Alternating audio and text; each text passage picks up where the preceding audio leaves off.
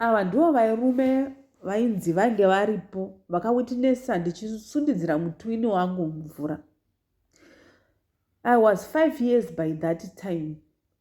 Saka taifudza mbudzi. Patakati hande tinoomwisa mbudzi mvura, takambodhidha zvedu nemutwini wangu kwaidhidhira vana vaduku. Kasi sezvinei takafurirana kuti hande ikoko kunonyudza. Mudziva munonzi machitsutso. Vagari vemadavira munomuziva. Davira area is a serene area that is separated from Mazviwa communal land by the mighty river Runde. So muna Runde ndiwo mataimwisa mbudzi dzedu zvose nemombe. Saka ini ndinonzi ndakasundidzira munun'una wangu nekuti zvizhinji handichazvirangariri. Kasi dambudziko iri ndio rakundishungurudza kati mezuva ranhasi. Kuzama kuti ndibate chino hapana chinobuda. Kudzidza madhigiri akasiyana siyana kasi hapana chinobuda. Kuti ndiroorwe hazviiti. Kuti ndiite mwana handikwanisi. Kufamba kwatakaita zvinongoramba zvingobatwa kufa kwemunun'una wangu. Kasi ini ndichimusundidzira mumvura.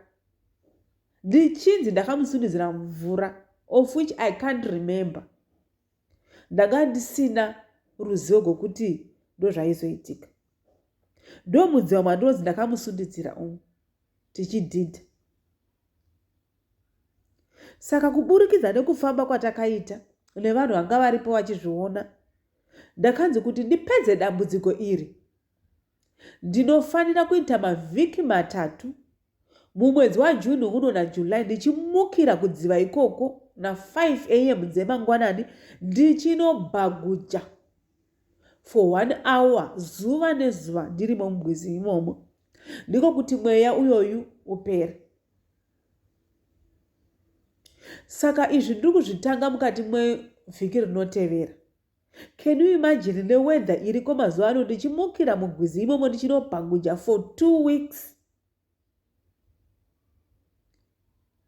Handina kumboziva kuti mweya wemunun'una wangu, wemutwini wangu uyo akafa zvandisingacharangariri ungadai uri kundishungurudza. Hama dzangu, ndo zviripo, ndo zvandiri kurarama mazviri ike zvino. Even if you ask me right now, I can't even remember the face of my twin sister. Handichakwanisi even kurangara kuti anga akaita sei uye kuti chii chakaitika. Chandinongoziva ndechekuti ndaiva nemutwini uyo akashayika.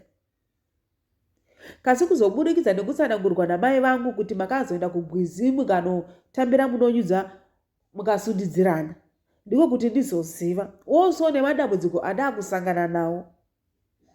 Hama dzangu, hapana chinorohwa mukati meupenyu hwedu.